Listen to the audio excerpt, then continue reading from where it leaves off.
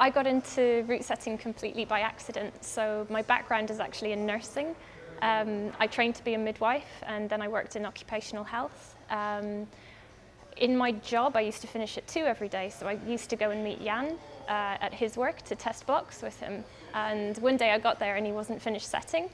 So he gave me a T-bar and he said, "Here, set some problems, help me catch up." And I was like, oh my God, life makes sense now. Yeah, absolutely loved it. So I asked if I could keep joining in on sets. And eventually the owner of the wall said that he needed to start paying me because I was setting so much. So that's how it all kicked off. When I started setting, I could only name one other female setter, and that was Leah Crane. I think Emma Twyford, she started setting around the same time as me, but I hadn't heard of her yet. So I think with climbing becoming more popular, there's more females climbing. And when you've got more females climbing, there's obviously going to be more of a demand for female route setters as well. I think female setters tend to set in a slightly different style to guys. I mean, we can set what the guys set as well, but I find that females can be a little bit more sympathetic to who they're setting for. Especially for beginners and intermediate climbers and for young kids as well, especially when you're a mum. I think we need to be very careful about how we promote getting into route setting for females. I don't think there should be any different way or any fast track way for women to get in, because all that's going to do is cause resentment between male and female. I think essentially you have to be able to do the job. And you have to be able to work with these guys, and you have to be able to pull your weight. So I think the best way in is what I say to both men and women, is to get a job at a climbing wall with the understanding with the head setter that you're really interested in giving setting a go and seeing if it's for you.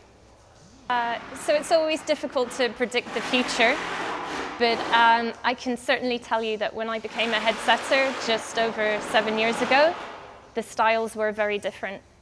Holes tended to be smaller, things were more crimpy, it was more about resistance, and I've seen a complete evolution of styles, especially in bouldering. In the 7 years I've been a head setter, it's become more gymnastic, more dynamic, more kind of like parkour sort of integrated into the boulders. So yeah, I've definitely seen a huge evolution. But again, the future, it's hard to predict. As much as possible, we try to keep up with market trends. We talk to our customers a lot at White Spider, and Red Spider and Green Spider. We're known as being very friendly walls. We find out what it is our customers want, what they want more of. So we try to buy in holes based on that. Also, we want things to look pretty too. My partner is a climber and my kid is a climber, so it's very hard to find time to do anything else or talk about anything else really, but I love running. I run 2 or 3 times a week. And I also like crocheting. I crochet lots of blankets and table mats, and it's a crazy hobby, but yeah.